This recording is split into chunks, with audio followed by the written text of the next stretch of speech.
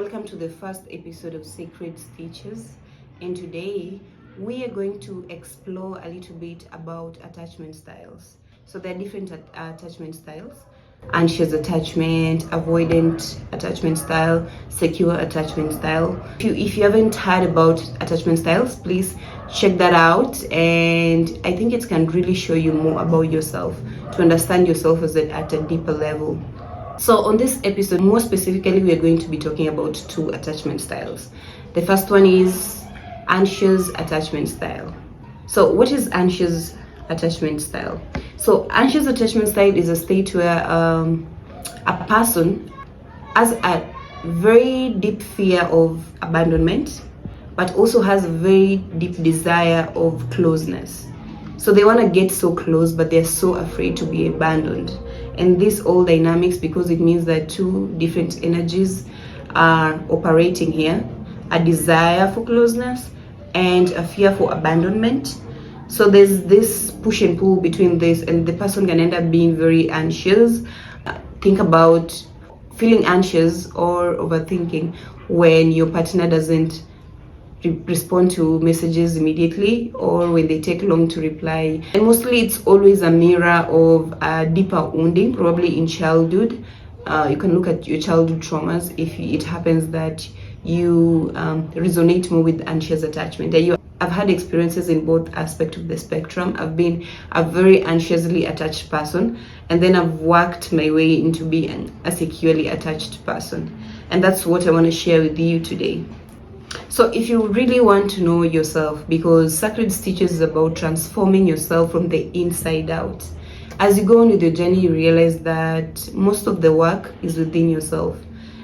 There's little that you can do with controlling events outside of yourself, but there's so much that you can do within yourself that automatically will change the things around you.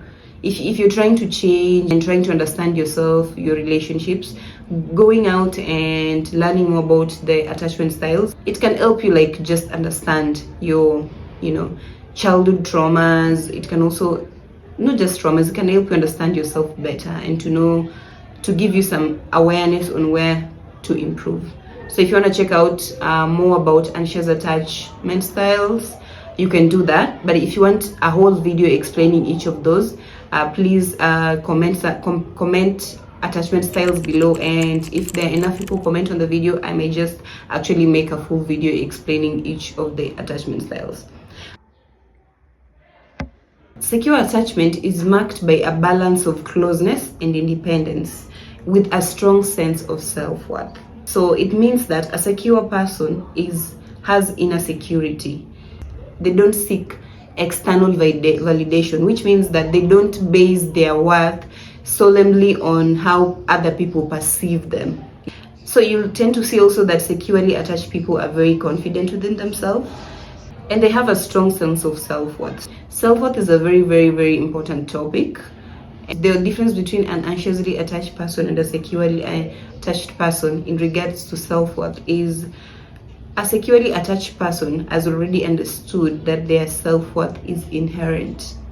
An anxiously attached person still believes that their self-worth is attached to people, how people perceive them, what they have, or maybe the successes they have in their lives. One mindset shift that an anxious person can make to start moving towards being securely attached is that understanding that your self-worth is inherent. When you start understanding that you're enough just as you are, and you are, I know it's hard to believe when you're anxiously attached, but it's true. You are worthy as you are, and that understanding first is going to shift a lot of ways in which you interact with others in your life. And there's so much we can unpack about self-worth and its relation to other concepts like self-love, self-esteem, and all that. So if you want to dig deep into what self-worth is, please comment below self-worth, and if enough people are interested in the topic, I will make a video to go in depth about what self-worth really is and how we can be able to cultivate it in our day-to-day life. There are few different ways in which you can start cultivating the inner security within yourself, so you can move from an anxiously attached person to a securely attached person. The first point is letting go of the idea that life is outside of you. Especially if you are somebody struggling with anxious attachment, your experiences up to this point may have taught you that love is something that you seek outside of yourself. But one thing that I want to tell you today is, first, that is a lie. It's not the absolute truth, which means that the love that you're seeking is already inside of you. So if you have something inside of you and you are chasing you're chasing it outside of yourself, you're already disregarding the very thing that's already exists on you. So there's a famous quote that I love about Rumi. Rumi says, "Your task is not to seek for love, but merely to seek and find all the barriers within yourself that you have built against it." So I love this quote because it reminds us that the love that you're seeking outside of yourself is already within you. And your task is not to find the love outside of you, it's already existing. Your task is just to find all the barriers that you've created within yourself that you've built against the love. So by removing this barrier, you let the love that is already in you, shine. The only true security is the one that you cultivate within yourself.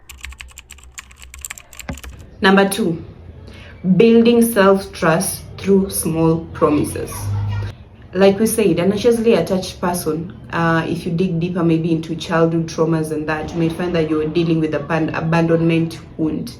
And the abandonment wound is about feeling that people are going to just walk away. And so you need to heal the wound. So self-abandonment can show up in different ways.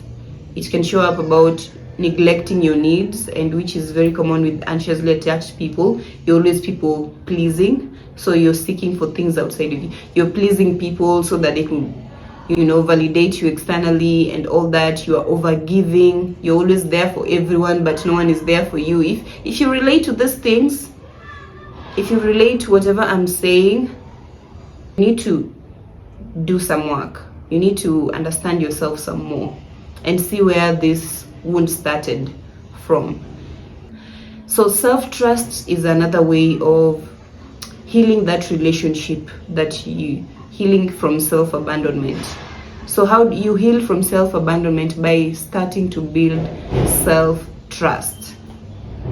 So by building self-trust means start keeping promises to yourself. If you say you're going to do something, do it. Start small, even just by saying, I'll drink a glass of water today, and then do it. That also is going to require you to know the things that you want to do. You need to start understanding yourself.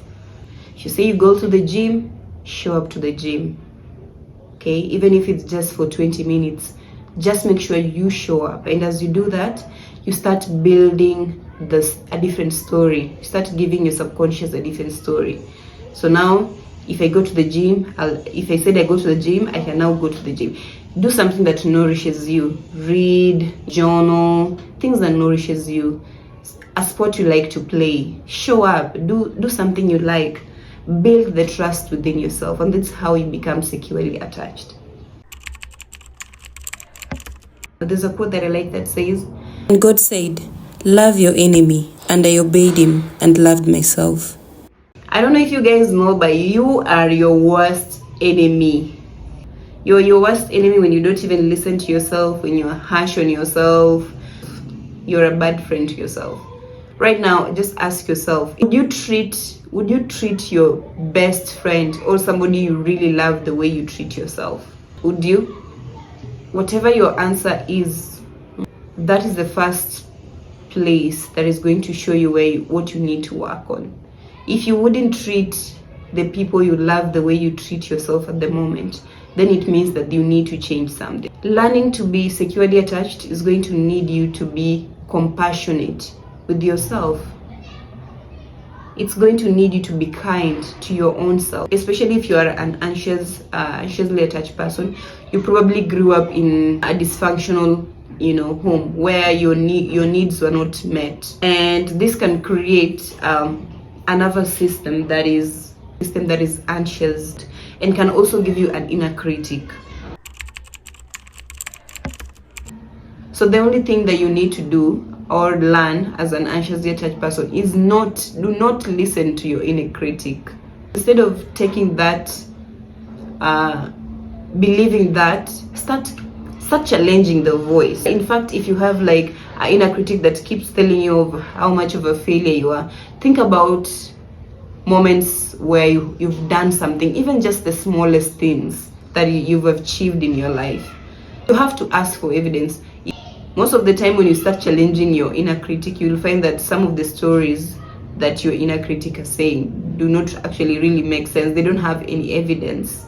So question your inner critic. Do not take everything that your inner critic tells you as the absolute truth. Start nurturing yourself. You can move from having an inner critic to an inner nurturer by encouraging yourself. If you do something and you don't get it right for the first time, encourage yourself. Say, and that's how you nurture yourself, step by step, step by step, step by step. Sit with your pain. When you sit with your pain, it goes. Emotions are like clouds. They come and go. They only stay long in your field when you cling to them. When you cling to fear, when you cling to disappointment, when you cling to shame, when you cling to guilt, when you cling to grief. If you cling to them, you attract more of it. But if you can just sit with the emotions and feel whatever you can feel without judgment, without thinking that there's a good or bad thing, the emotions dissolves. Just by feeling and sitting with the emotions, that's where your healing is going to begin. I grew up with this sort of mentality that I was a victim. At some point, I realized my past was holding me back. Not because and what happened was easy, or what happened I wasn't angry. I was very angry and had rage at everything that happened. But I just realized that at a point, I was giving so much power to my past, and I kept writing the same story over and over and over again. It's like I was stuck in a cycle. At some point, I realized the story I was telling about my past was keeping me chained up. And I had to decide if I wanted something different, then I had to change my story. Shape the story to a more empowering story rather than just saying you're a victim of reality, which may be true. You might be a victim. But I was like, this story is keeping me in a loop, and I'm not 5 years old anymore. I'm 20 plus years old. I can make different choices. I can create a different reality. And that's the same thing for you. If you feel like you just don't understand, you didn't deserve anything that happened in your life, you're right. But you have to decide if the story that you're telling yourself is empowering you or is keeping you from the life that you truly long to live. It doesn't matter what happened in the past. It doesn't define you. It doesn't diminish you in any way. See it differently. Change, rewrite the story, and you're going to rewrite your life. Try that and tell me. I know it's not easy. It's not easy to let go of your past, because letting go of your past is letting go of your identity, of what you've been identifying to, and that's not easy. But it's your choice.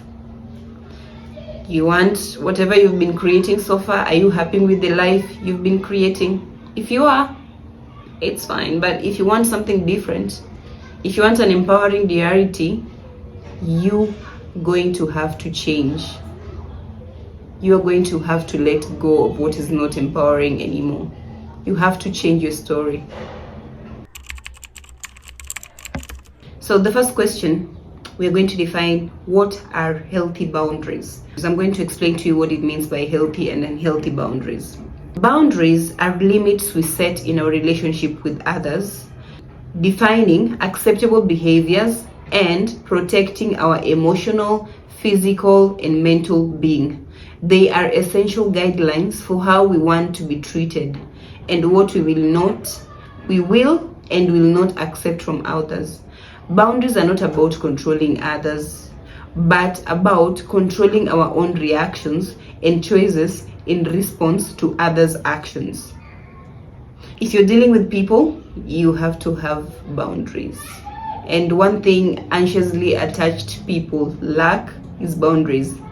So if you lack boundaries, it means you're going to allow disrespect. You don't know how to say no. You find it very hard to say no, and you struggle with people pleasing. You're going to need to learn to set boundaries. And learning to set boundaries is hard. It's hard because boundaries are they're not just physical boundaries. They could be physical boundaries as well. When you tell people, don't touch me, don't do this, that's a boundary. But they're also emotional boundaries. If somebody's boundaries are just there to protect you. If somebody acts like this is how I will act, And there's so much we need to discuss about boundaries. Boundaries are so important. If you're struggling with boundaries and you want to know, just get into it deeply, and you want a full video about that, please comment below and say boundaries, and then I'll make a full video explaining the depth into what boundaries are, the types, how you can be able to set them. Yeah, all this. So also just about people, also some boundaries that you set with yourself. So the more I continue to heal, the more I understood that I could have my walls up, but I could also have like a gate. So I know when to let in and when to close. This is one important thing I want you to remember as you start learning to set boundaries. Boundaries don't push people away. They filter out those who don't value you. And that's the kind of life you want. You want your life surrounded by people who value and care for you, not everyone's attention, but it's a process. Okay, I want to let you know that it's a process and it takes time and consistency. Most of the time you'll find that as you start the work, you realize that anxiously touched person, your nervous system is not regulated because you're always feeling anxious, you're always feeling like you will be abandoned. There's no safety in your system. And one of the things that you can start practicing is being mindful of how you feel. Being mindful is just being aware of how you feel, being aware of your thoughts, being aware of your feelings, being aware of your emotions, being present. So practicing mindfulness is like bringing you back into the present moment. And there's different ways you can practice mindfulness. My best thing that worked out for me was journaling. Journaling will help you know what you're really thinking, what's in your mind.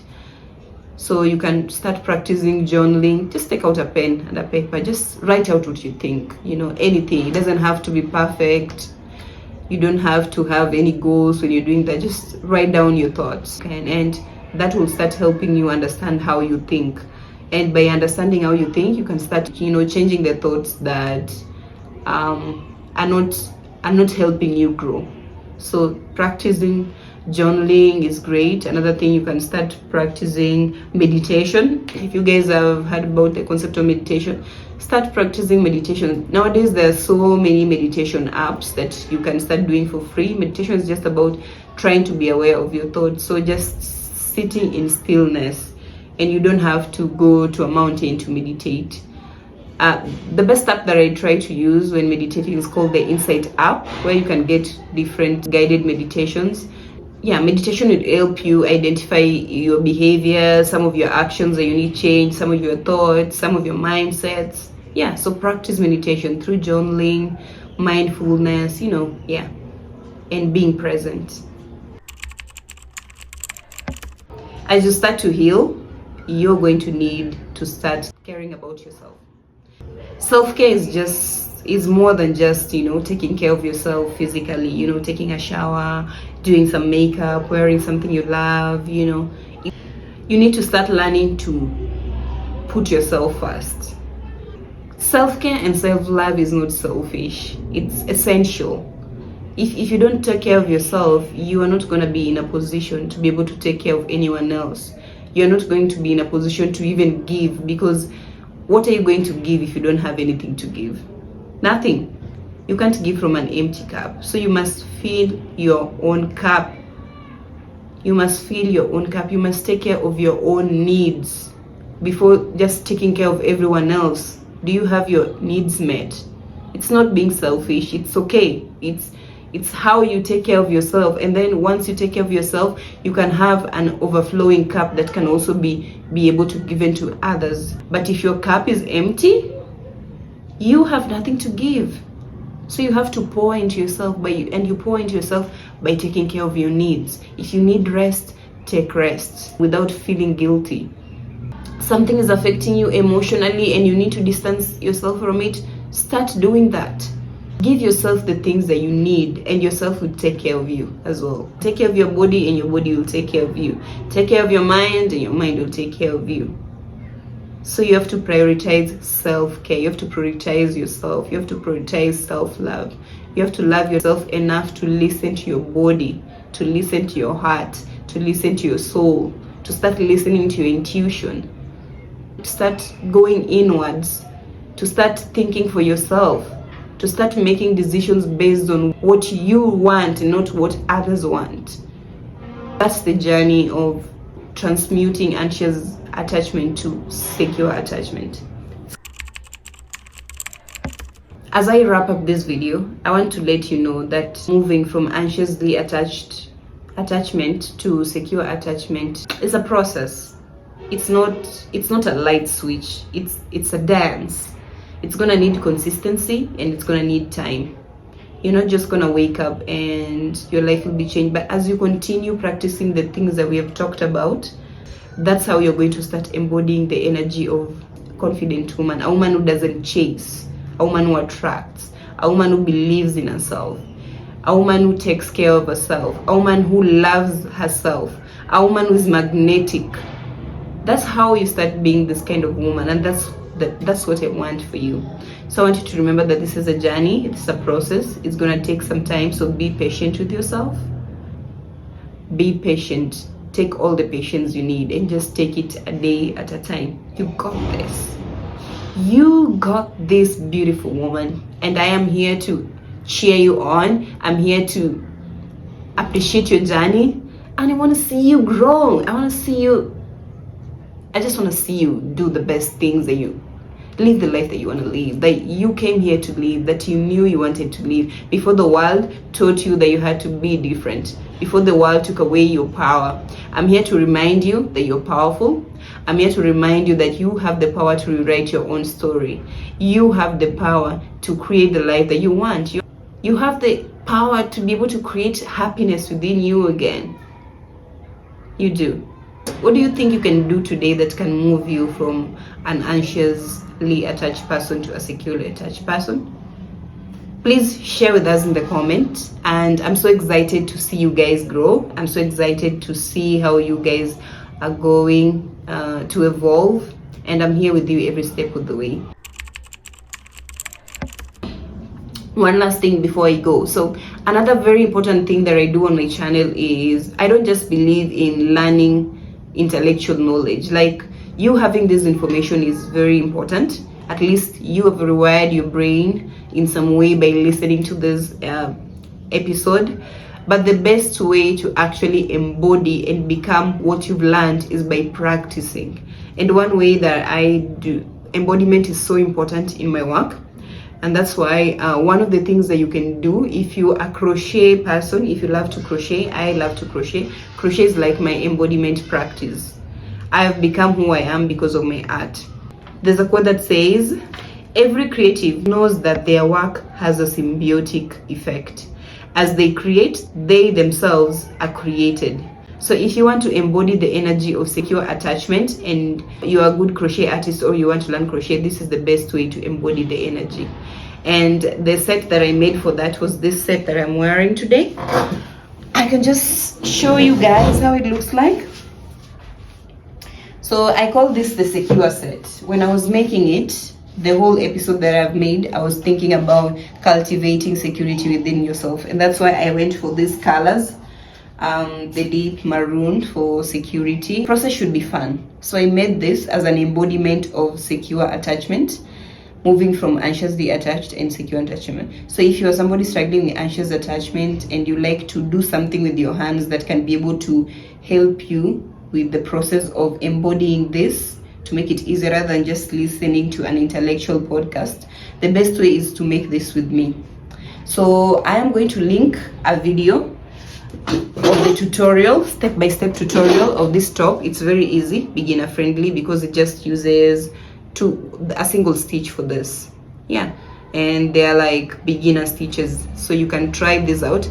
And in the tutorial, I explain how you can be able to do this as an embodiment ritual, that rather than just, you know, making a top and a skirt. And every time you wear it, you remember your intention of becoming a boldly secure woman.